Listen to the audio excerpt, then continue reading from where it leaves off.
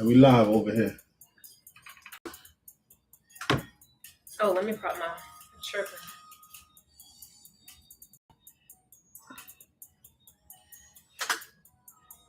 I reached a new peak for my live. I got to 9K.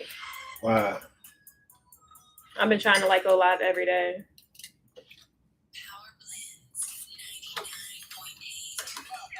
What up?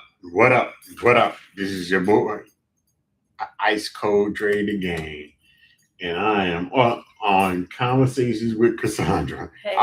I was not prepared for this, y'all, but I'm here with your name? Chemistry, history with chemistry, Black history with chemistry. Y'all heard her. Black history with chemistry, and Miss Cassandra's other guest. Not prepared, but yeah, that one. You can raise it up a little bit. There you go. There you go. I'm prepared now.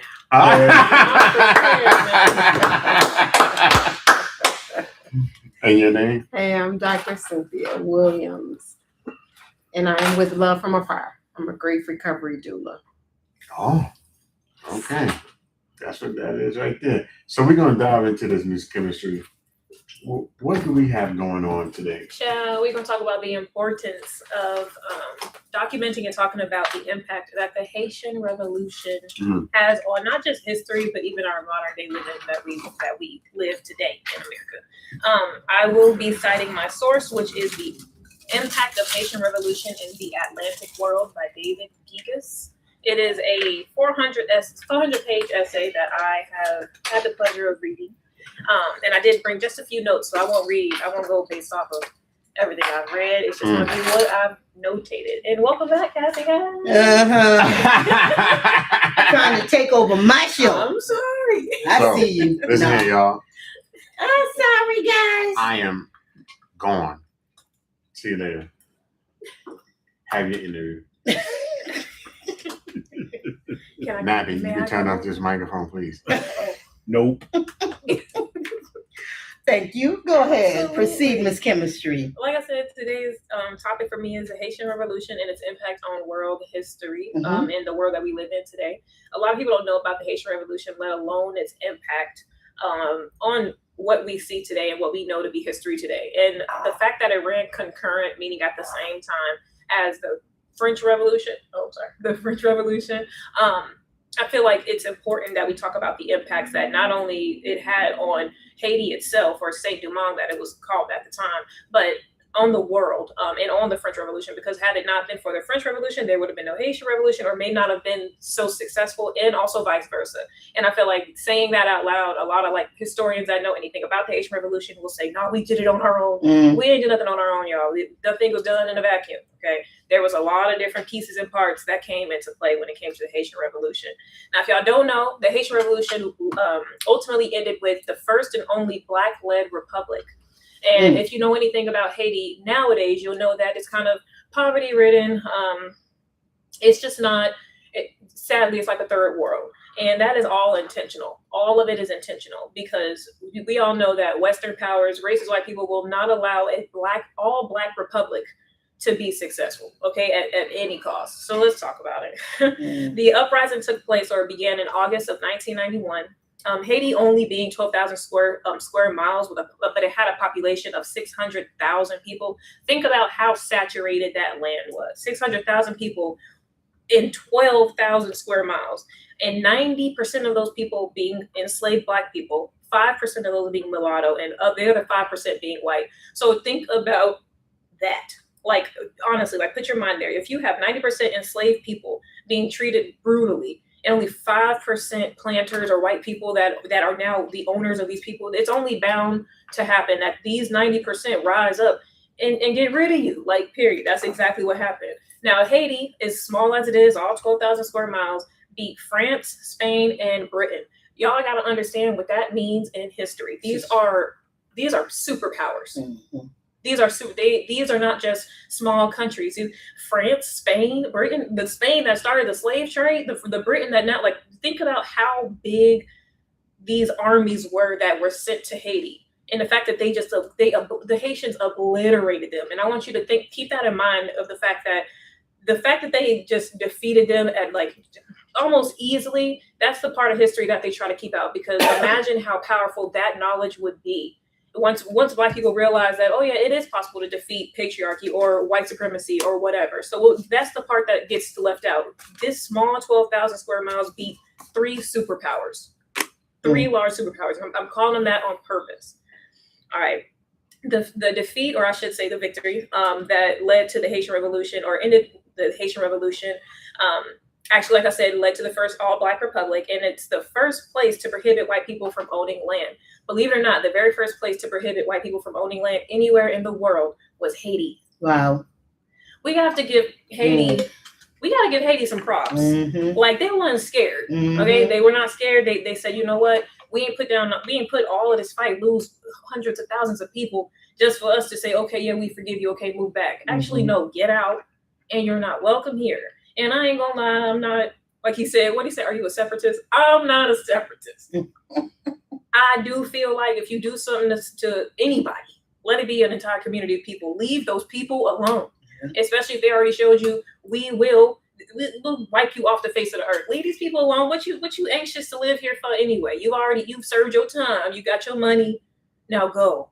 And that's exactly what they did. Now, when we talk about the impact of the Haitian Revolution, I found 6 questions, or I created 6 questions that I really do feel would start to, I guess you could say, like, unpack its impact. The first question is, how did the governments in foreign places respond to the news of the war going on in favor of the Haitians? Okay, now let's leave Haiti and let's go to America. Okay, so this is what? 1791. All right. America reached its peak in the transatlantic slave trade ever. Like, that was when it reached its peak. So when you think about, these people are now, America is now taking people from Africa, treating them horribly, bringing them to this country, and they're using people from Spain, from Britain, from even Haiti, Saint Dumas, from Barbados. They're using these people to board these enslaved people on these ships. So now the word is getting around. Long story short, the word's getting around. It's made its way to Africa, and now it's making its way back to America. Now, what do you think America did when they found out that it is possible for the slave population to uprise and kill all the white people, essentially? What do you think America did? They tried to limit that as much as possible. And it wasn't just America. It wasn't just North America. It happened all over Europe and all over the world, essentially, that slavery took place, mostly in the West Indies. The second question is, how did the governments in 4 places respond? Oh, I'm sorry. The second question is, in what way did the enslaved, free colored people and white people respond to the news of the Haitian Revolution? When I say free colored people, in Haiti, it wasn't just black and white. There was, like, I think they said like 12 or 13 different classifications for, like, it was like free black, and then like mulatto, and then there was a bunch of other subdivisions of like people. But long story short, there was a black and a white, and at the end of the day, that was the bottom line. And that question kind of opens up the floor for, like, how did those people respond to it? Not just in America, and not just in Haiti, but also in America, also in Great Britain, also in Spain. And when I tell you the response was very different, believe it or not, you would think something like this at that time would cause like a revolution everywhere. But a lot of people actually started to recalculate their moves, because if you are a slave owner and you are in Barbados or you are in America and you see that this happened, these enslaved people actually rose up and killed these people, you now have to rethink your move. Are we going to lobby for the abolition of slavery? Are we going to lobby to end the slave trade until this revolution's over? It caused a lot of controversy, but it did ultimately bring out the Quakers in the world. And what people don't know about Quakers at this time in 1791 is the fact that Quakers weren't against slavery to begin with. They were against the slave trade because of this Haitian Revolution.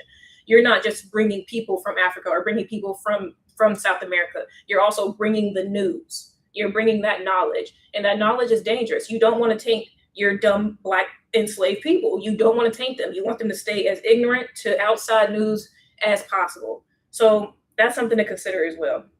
The third question is, how important was the revolution in stimulating resistance among slaves and or free people of color, either by example or direct intervention? Very, very important.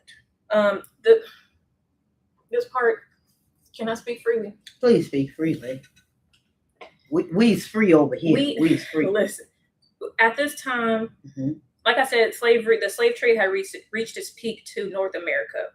And that means the livelihood of the enslaved people in America, it was not regarded. There was no regard. They did not care. We were cattle. And when you're done with that cow, or when that cow breaks its leg, you kill it, or whatever the hell you do. Okay. This revolution opened the eyes of our Black people to the point where, and I'll go into it, to the point where in all of our revolts and all of our uprisings, we were referring back to Saint Domingue. We were referring back to Haiti. That we were doing things in the name of all of these different Haitian leaders that actually fought in these Haitian wars, and I'll get into that. But that's to answer that question: how important was the revolution in stimulating resistance? Very much so.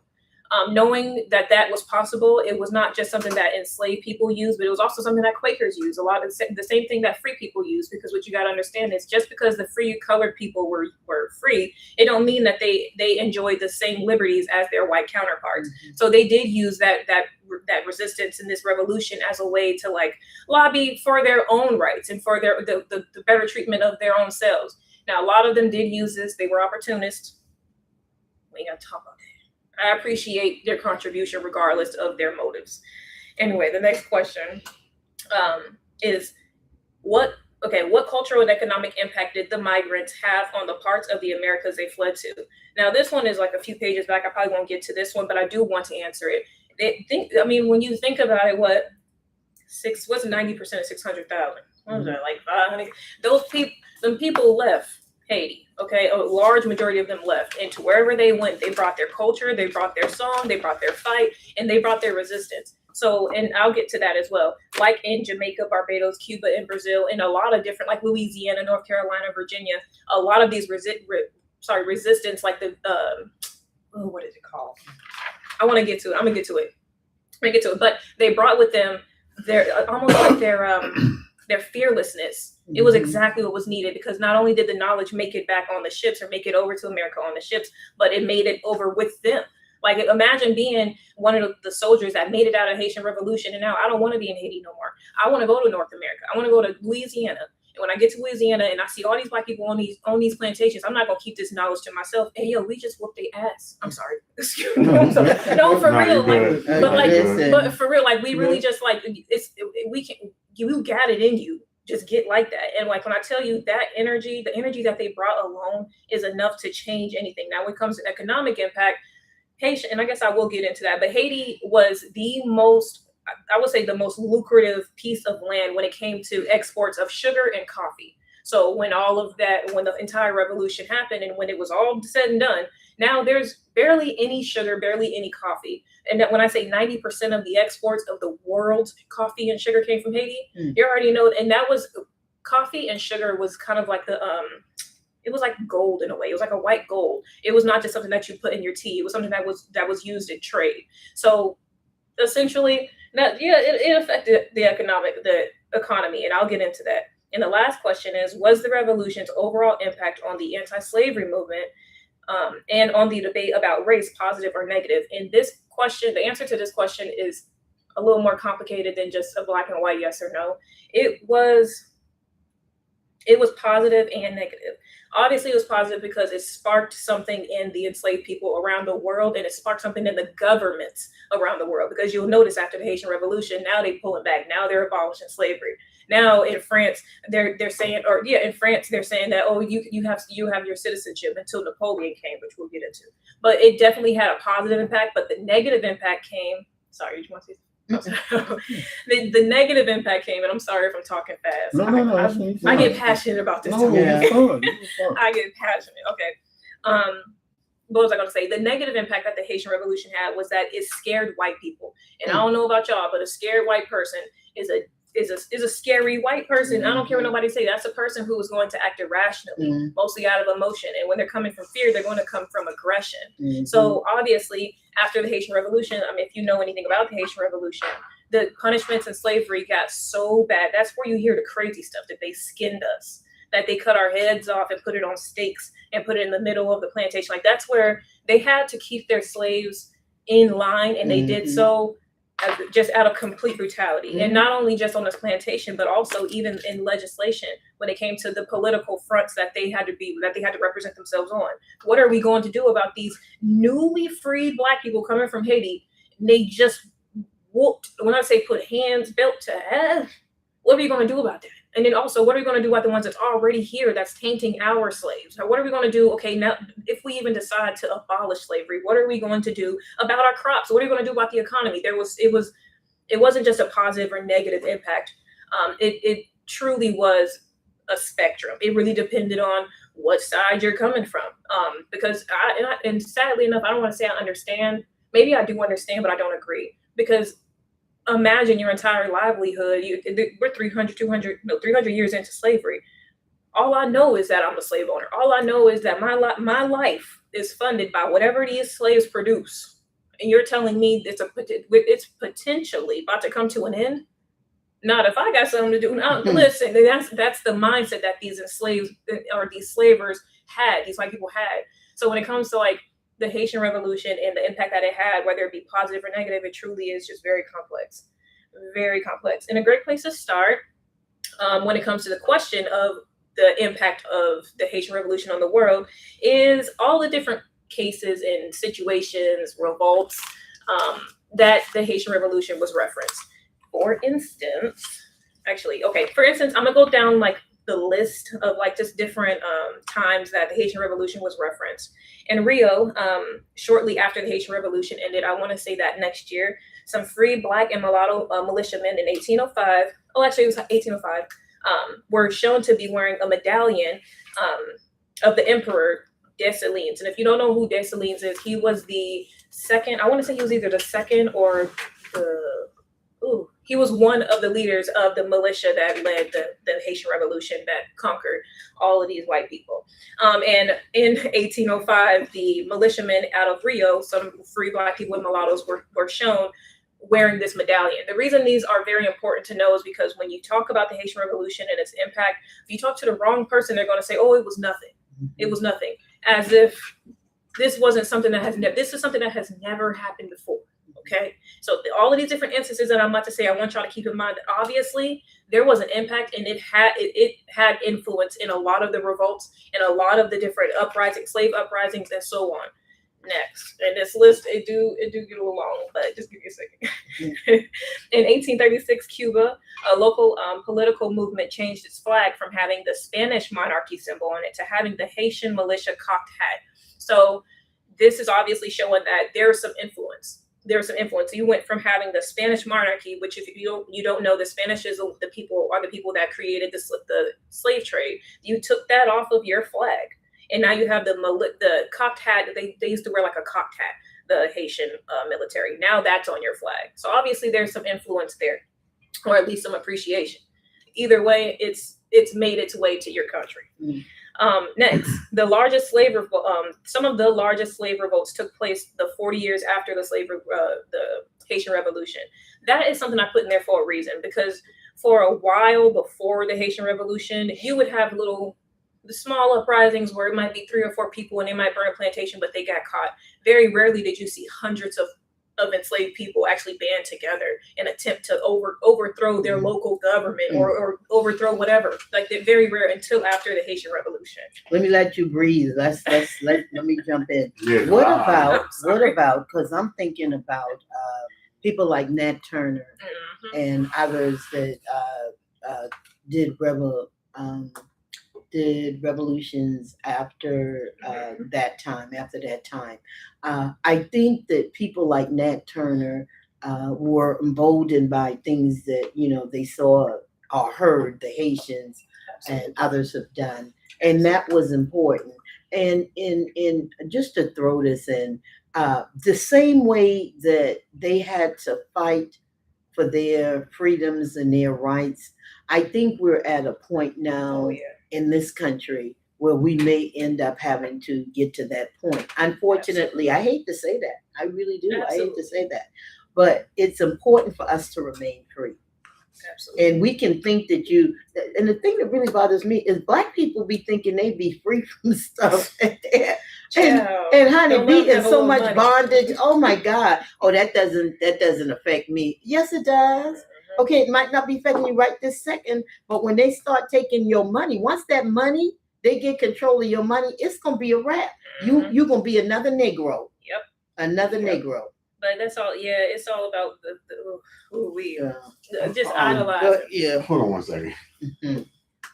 Using a lot of big words. How old are you again? I'm 26.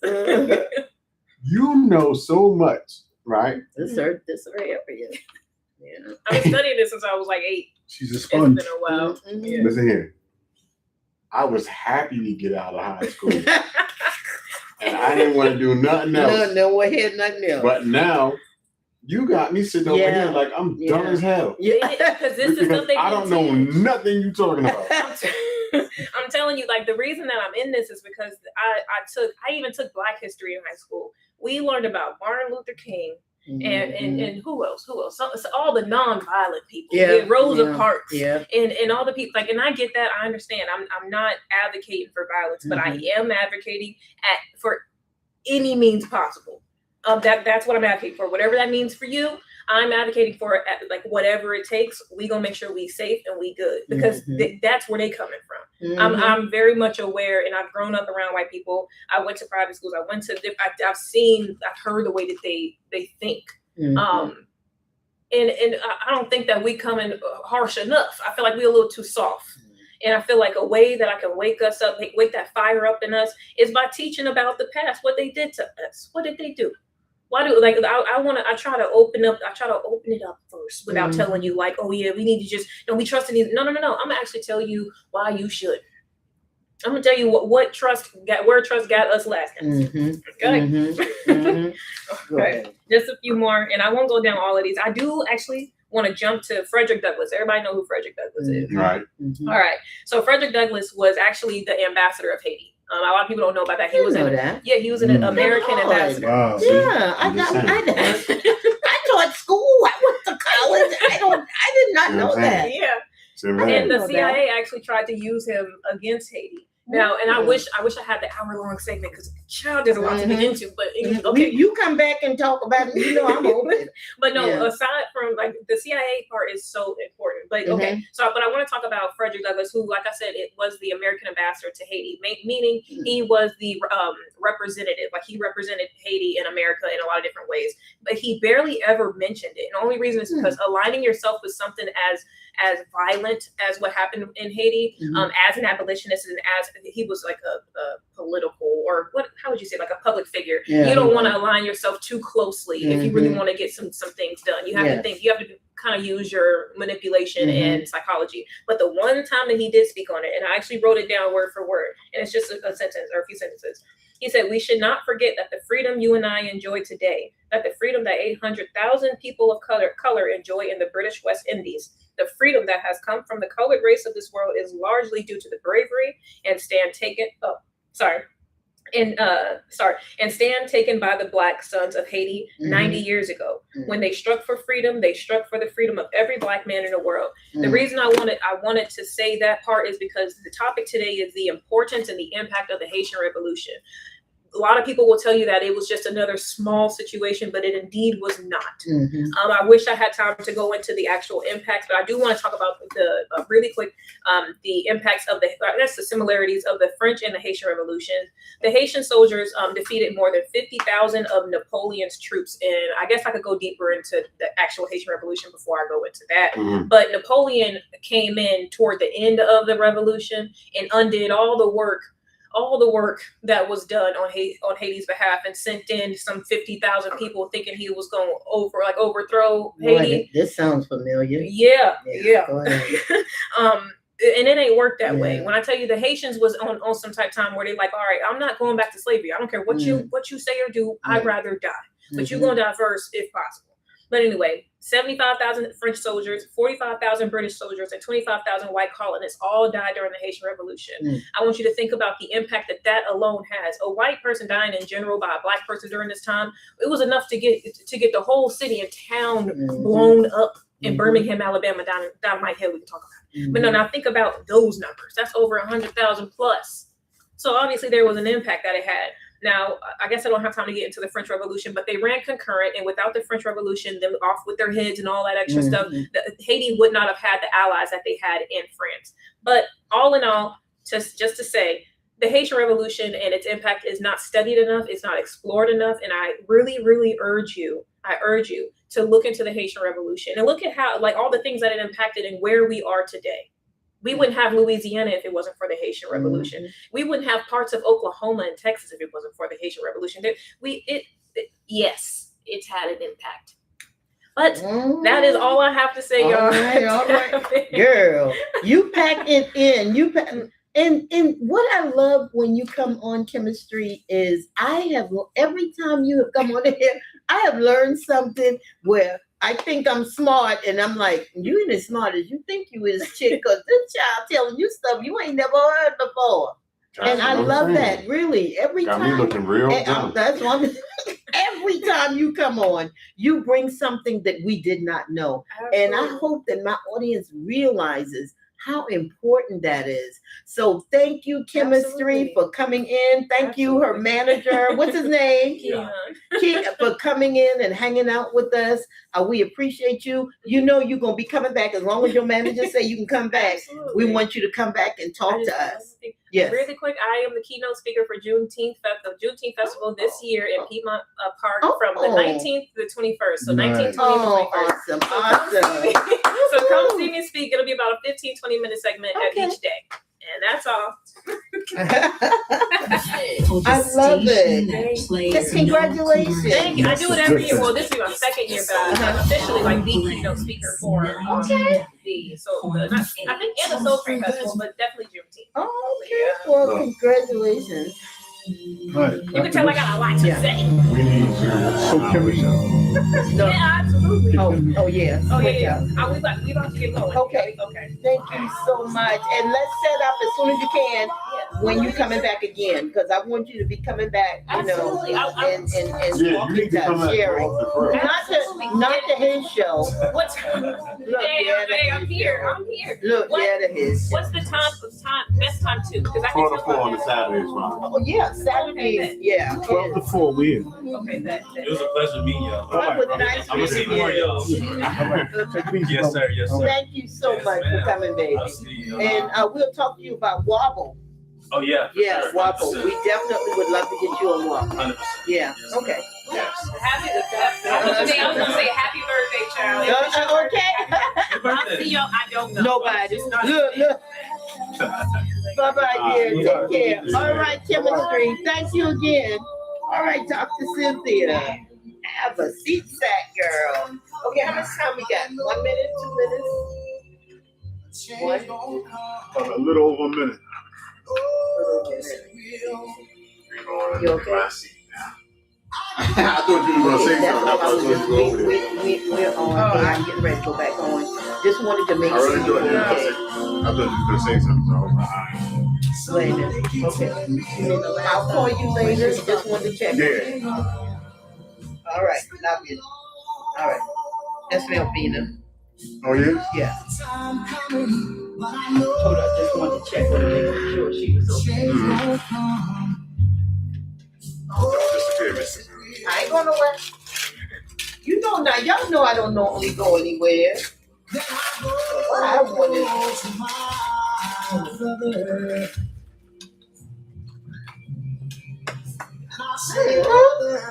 Good. Which one is that? The blueberry. Yes. Oh my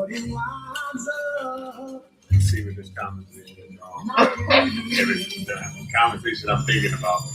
I got a lot of questions. Oh Lord. Okay. Well, Dr. Cynthia gonna answer what she can. I'm sure. I think.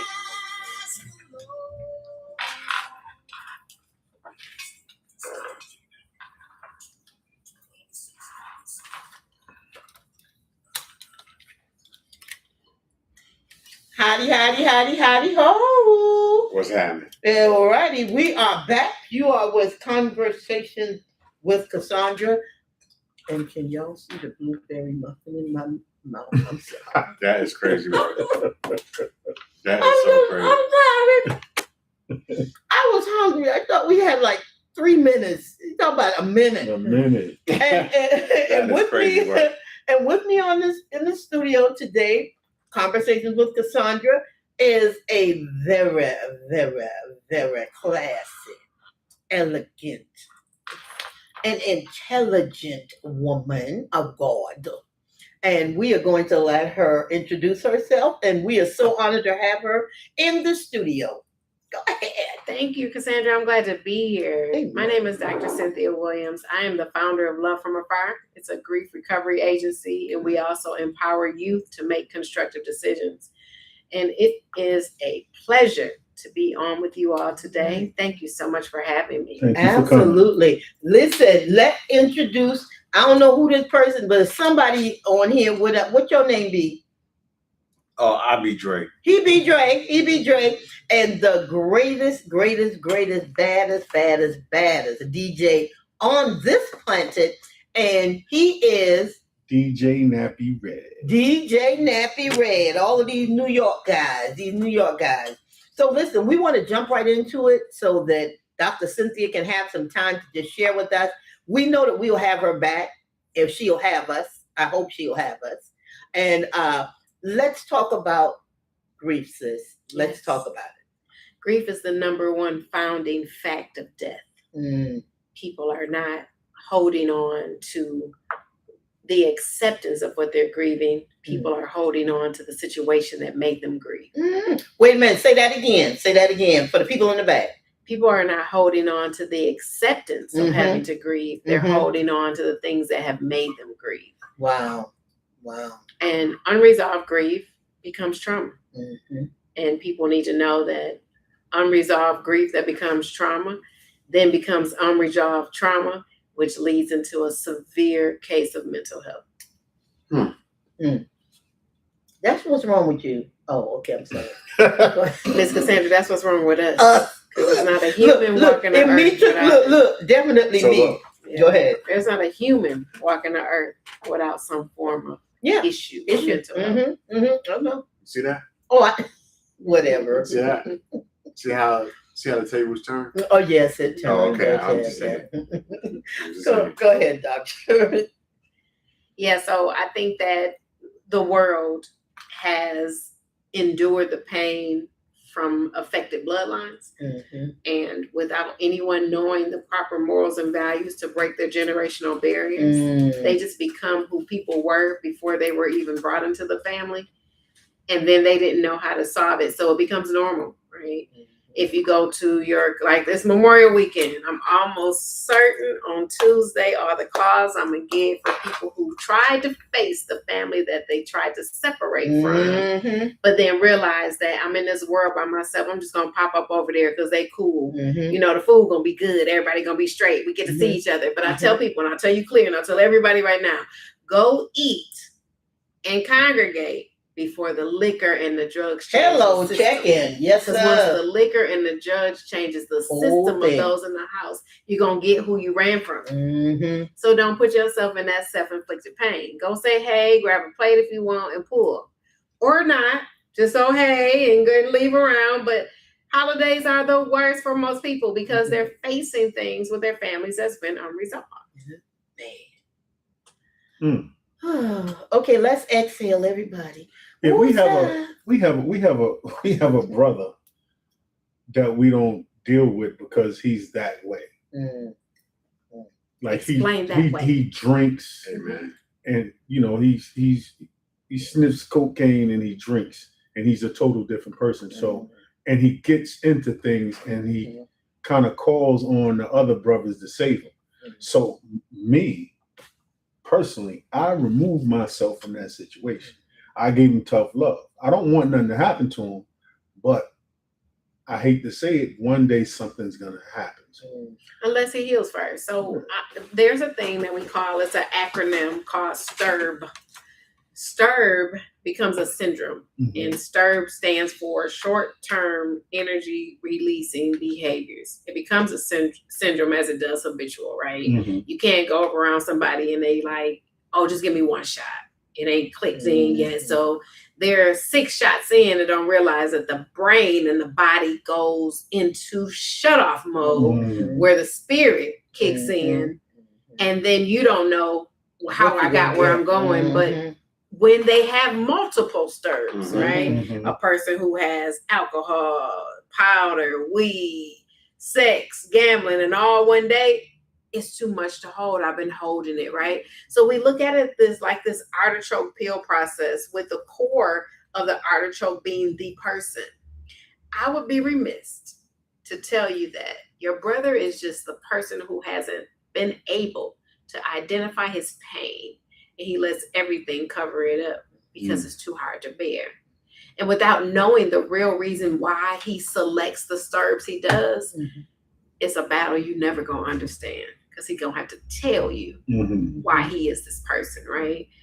And I remember God saying he loves the people we hate, right? The rapists and the molesters and the thieves and the murderers and all the stuff you really don't got no real street code on. Nobody messing with you, you do all of that.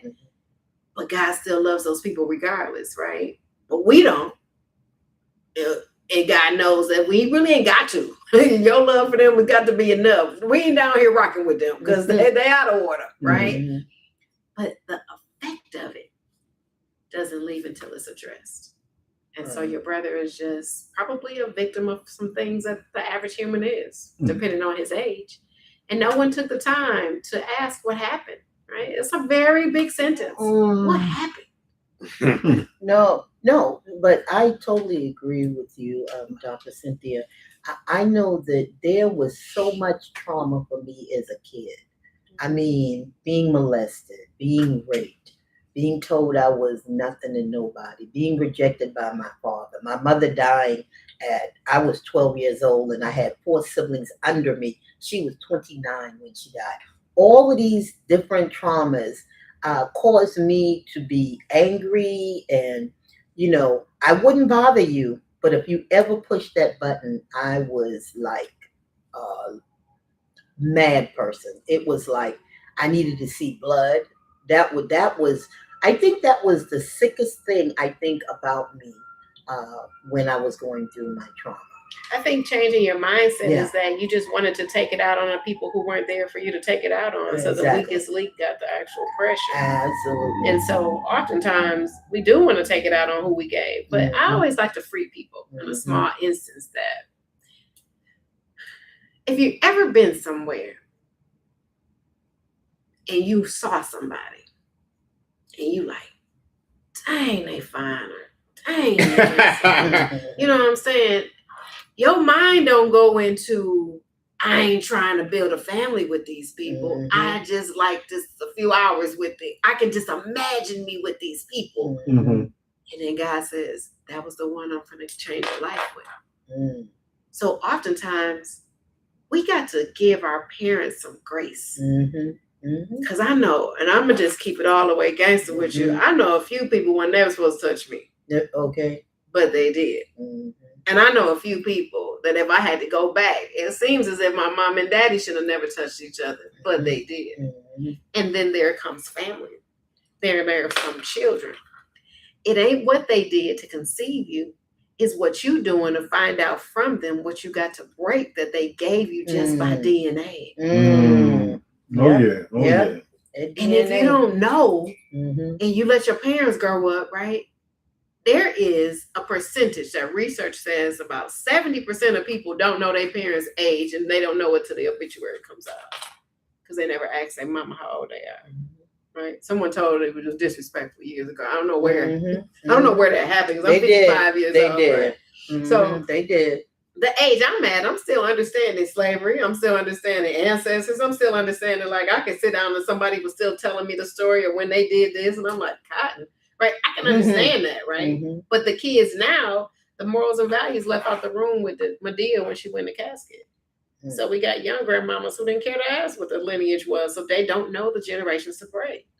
And they lay down with people who don't know the generations to break. So when someone says what's wrong with the kids, I be like, them parents. They are their children and their children are them. And if you don't break it up and know that you're saying, man, just be clear.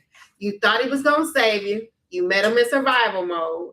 you gave him some, you got pregnant, and then you thought the only way you was gonna keep him was to pawn your baby and go to child support. Okay. Hmm. Okay. I thought you loved him. Mm-hmm. I thought that was your partner. Mm. I thought y'all was cool. Mm. And you sitting around letting these white folks take your life and your children's life for $25 because they ain't getting no money, because if they code and don't know how to report their income, you got nothing. Mm. Wow. And so you sat there and you let your baby be a part of the system, and then they got it comfortable.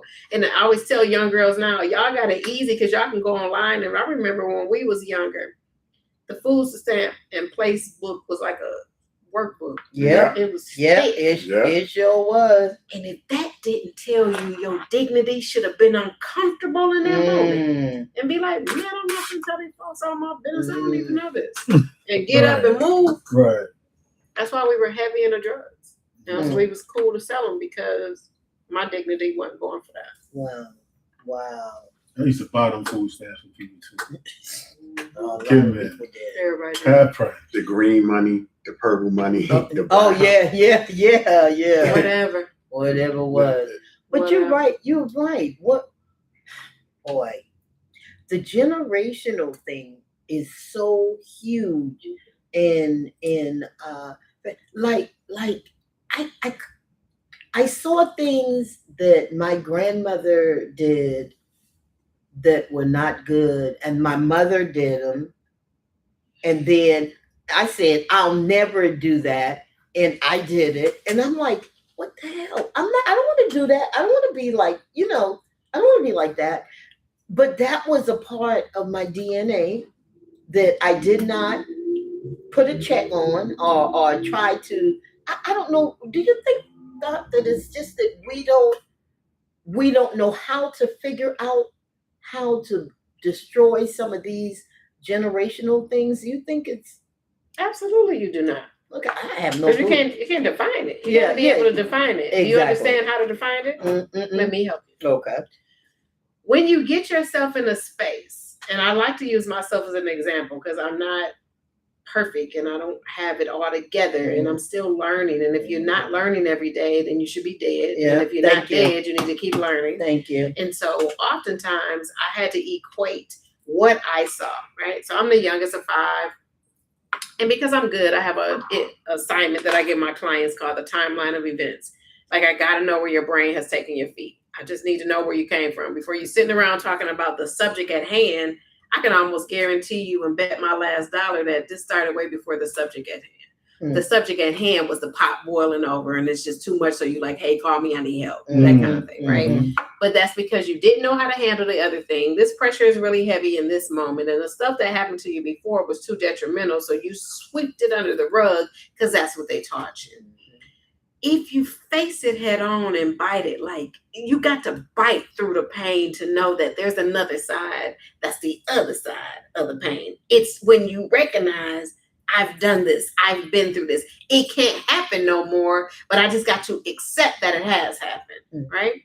What our parents didn't know was accept how it happened because they grew up, no education, just job work. Nobody really taught them how to have eloquent conversations. They argued more than they communicated. And the difficult conversations were never had because it was going to turn out to be detrimental to everyone's health. So they realized how the Medeas would just cook the dinner, help pay the bills. If she helped, she'd take the money and pay the bills. But she cooked and cleaned and went home and went to bed.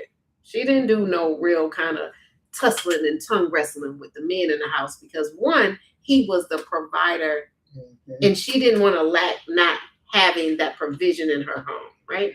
Now, we grew up and we saw that, but we didn't question. We didn't ask. Medea, why do you never go to work? My papa was the only one paid the bills. Medea, why you always wear that muumuu? Medea, why you ain't never have dinner on Saturday, but always on Sunday? But people never asked why things happened. They just went with the transformation of what they thought they didn't want to do no more. So you got to your house like, I ain't cooking every day. I'm not doing that. I'm going to hire a cleaner and I'm going to buy my time back with some of the stuff I saw my grandmother exhaust herself with, and she never walked out the door. How do we figure it out? You got to know your bloodline. You got to know who you came from.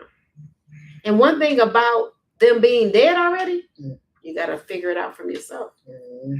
You got something about you gonna irritate you so bad. I bet that's part of breaking a curse. Because it's gonna irritate you. Because you're not gonna like it. Yeah. Right. Let me ask you this. And this, anybody know me, y'all know I'm very transparent. For years, I did not know who my father was. Okay. My mother died like very young, and she had me as a teenager, and there were like two or three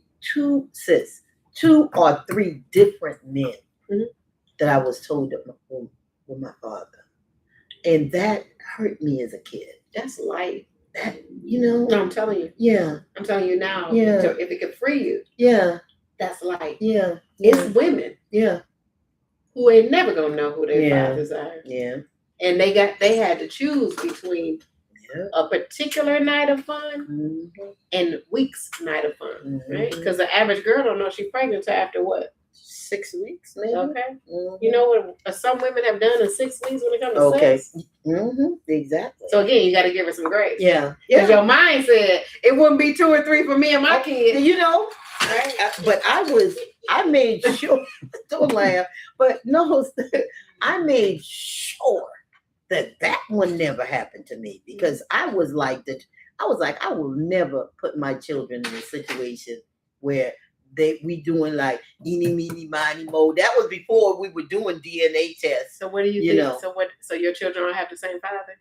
No, they don't. I had my son, but it was exclusive. I had my son when I was in high school. Okay. And then my daughter, I married her father. Okay. But so I never, there was no maybes. Yeah, there was.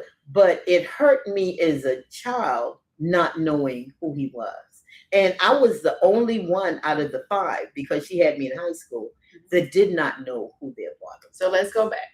Now we think in high school, right? Because I had my son in high school. I had my daughter at 19. I have a son at 17. I'm a senior in high school. And that's the son that when he was a senior in high school, he was killed in a car accident. Oh, wow. And so, thank you. And so I knew that my life was going to be different. I just needed to know how to take care of them. But I also lived on my own from that point forward. So being the youngest of 5, I can remember my mother tapped out in the house. I had to be about 9. And she was just like, I'm done. I'm trying to figure it out. She was so hurt from my dad that she couldn't be who God called her to be. She was too busy being bitter, too busy trying to point why things happen that way. And then I could have picked up on that easily. But breaking the curse is just basically saying it didn't happen for me the way that it happened for her. And what teenager right now today, we're all parents, what teenager do you know right now today can raise a house with a kid? I mean, I'm just saying. I wouldn't trust him. Right? I wouldn't trust him. So we talking about your mom. We talking about your mom. Yeah. We talking about mama. I agree. Right? So the grace has to be given because she was a teen parent, but every teen parent I know was never ready to be a parent. But they knew they might have been looking for love in a place that they thought sex was attached to it. Oh, sis. Right? That's a term that I use all the time when I describe having my son.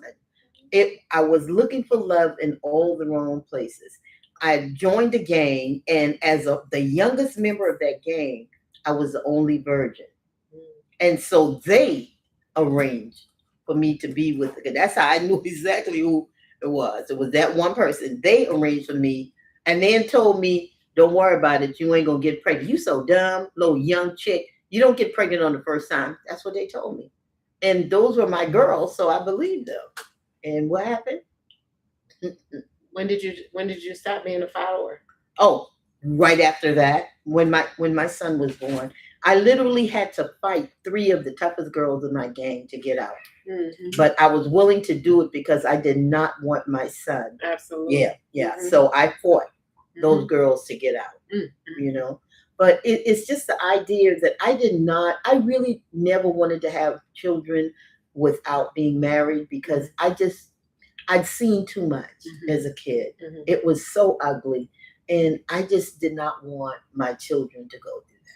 Yeah, I think, as I was saying earlier to DJ Red, that we don't have control over children coming in the world. Humans take so much credit for children. I say so much credit that in the fact that if we had every time we had sex, we'd be pregnant if that was the case, Mm-hmm. right? Children are created. They have their name in the Lamb's Book of Life. And even parents think they take credit for that. Yeah. They sit there and say, what I'm going to call my baby? What I'm going to name my baby, right? And then they go into thought mode. Anyone knows when you go into thought mode, you remove yourself and the Holy Spirit takes up. So if the Holy Spirit said, yeah, name him Cameron. Yeah. Name him whatever. Mm-hmm. Every name of every human has a purpose attached to it, and people don't know the definition of their names. So if you thought you were being slick or doing something special by giving your child this name, the Holy Spirit gave your child that name, that you listen to him give it to you, and it's documented in the Lamb's Book of Life for the purpose God gave the child that you had that time. He didn't give you one of the mothers, like you just said, 14 children. And people always look at it like, damn, I'm a brother of 14 children, but God had a purpose for your father's lineage to keep going when he ain't. Right? And so we have to give credit to not understanding the process, but do your research so you can know how it goes. Absolutely. Now that's powerful, because like my name is Cassandra, which means a helper of mankind. I am my name. I mean, I grew into exactly who God called me to be, a helper of mankind. And I have been that way since I was a little girl. Even when I was gangbanging, I would stop people from hurting other people. I'm gangbanging, but I'm stopping somebody from hurting somebody. No, man, you gotta let him go. You got, that's enough. You know what I'm saying? That's enough. Don't hit him no more. But I'm out there doing that. But I think that was all a part of who I was. And to this day, my organization, that's what we do. We deal with people in domestic violence, human trafficking. You know what I'm saying? Mental health, But it was a rough road. But I realized that my name was, just like you said, my name was created because of who God was creating me to be. Go ahead, sis. It's always going to be that, right? And we ain't going to recognize it until we know how we define it. When you don't know how to define your name, you're going to be whoever you think you're supposed to be instead of being who you were called to be. And people have to recognize you were called to be who you are. There is no coincidence in life. There is no luck in life. Where everywhere you go, every step you take, every motion you make was ordained for your life. You just walking in it. You're following direction, the simple. You know how to get home, but you might tell yourself, I'm gonna turn left up here. Just say, and then you turn left and you realize if you would have turned the regular way you went, you'd have been in traffic because of an accident. But we got to tap into what it is that guides us, and it ain't this flesh. It isn't. That's good, sis. That's good. So tell us some more. Tell us about the grief part of. Give us a little bit. We don't have a whole bunch of time. That's okay. What you mean by the grief part? What is it about grief? Would you like to know? What triggers it to the extent that it does so much damage?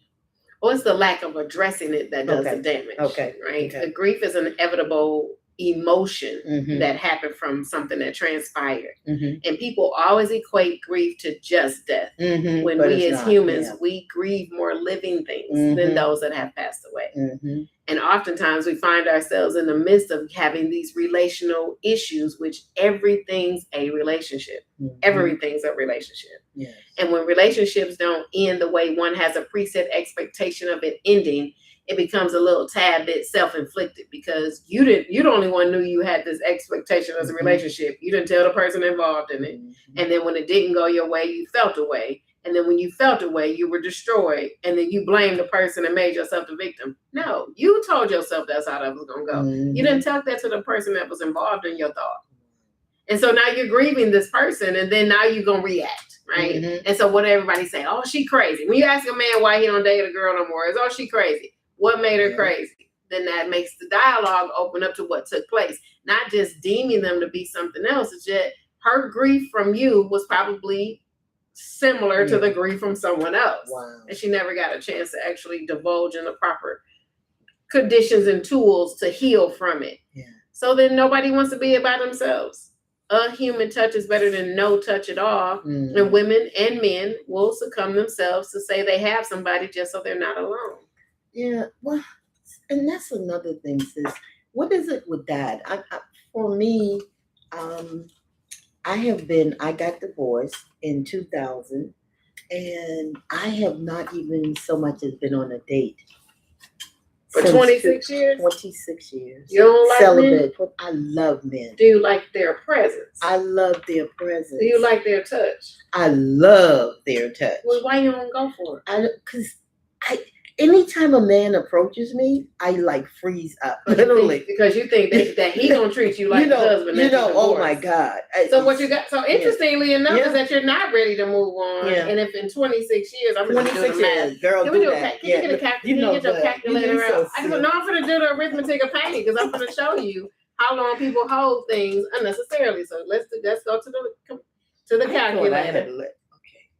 Okay. Where's the calculator, y'all? Right there. Okay. 26 times 365 equals 9,490 days times 24, 227,000 hours of being alone. Mm. Yeah. But I thought that what I was doing is when I first started the journey alone, I thought I was giving myself time to heal. That's what I spoke to myself. You were damaged by this relationship because you loved him so much. So now you have to. I didn't want to take it into another relationship, so I kept saying, "Oh, I'm going to wait until I feel like I'm healed." And so we know when Adam was created, God knew that he couldn't be by himself. Mm-hmm. I mean, Eve can't be by herself. Mm-hmm. And we got to change the trajectory. The world is the way it is because women think they're independent and don't need a man, and men are afraid of independent women. Mm-hmm. So everybody finds themselves going the separate ways from each other when they need each other to live. Now that sounds good. And that sounds great. Reasonable. It's Yeah. great. Yeah. That makes sense. It's the way of life. It's How the way of life is supposed to be. Yeah, like and we're gonna make it hard for ourselves because we keep this testing with men and you sit down and they stand up. Mm-hmm. We're never gonna think the same. Yeah. But we can't keep judging people for the decisions they made. We need to be flawlessly ready to deal with people. Mm-hmm. Meaning they're gonna come with some issues. Mm-hmm. No one's gonna be perfect. Mm-hmm. They doggone show ain't gonna be your ex unless it's your ex. Mm-hmm. Mm-hmm. Wow. That's some good word, y'all. That's some good. I mean, I'm just saying, free yourself. Because when you heal, you'll be able to call him and be like, I went 26 years and realizing that I wasn't valued enough and worthy enough to be loved again. Mm-hmm. I thought you defined my value. I thought you defined my worth. And I wasted 26 years looking for it when all I had to do was forgive you and watch God give you who he wants you to be with. Mm-hmm. Mm-hmm. And that's big for me because there was a real love that I had for my ex. He's dead now, but there was a real love that I had for him. And nothing's wrong with it. You can still have the love, but you got to forgive. And when you say, you might have said you have. I thought I had. It sounded like it. Yeah. It feel like it. Yeah. It might have even been. But 26 years of not moving on, it ain't. Yeah. 26 years. It's not fair to you. Yeah. Right? Yeah. So free yourself. Free myself. What that song is? Free yourself. Who was that? That song? The three girls.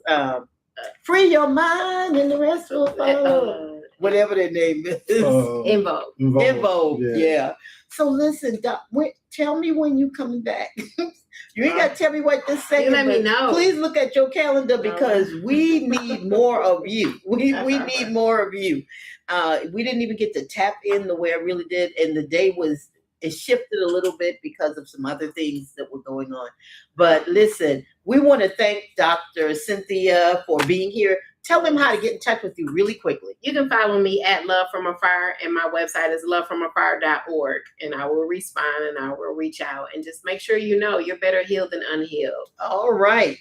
Power Blendz 99.8. Ooh. That was amazing. Ready to stream the #1 station. Blendz 99.8. Let me know when when you can come back. Yeah. And he called me. I was traveling this weekend, and then it was raining where I was going. It was raining here. I'm like, I ain't going out of town. Okay, yeah. I might as well stay here and experience.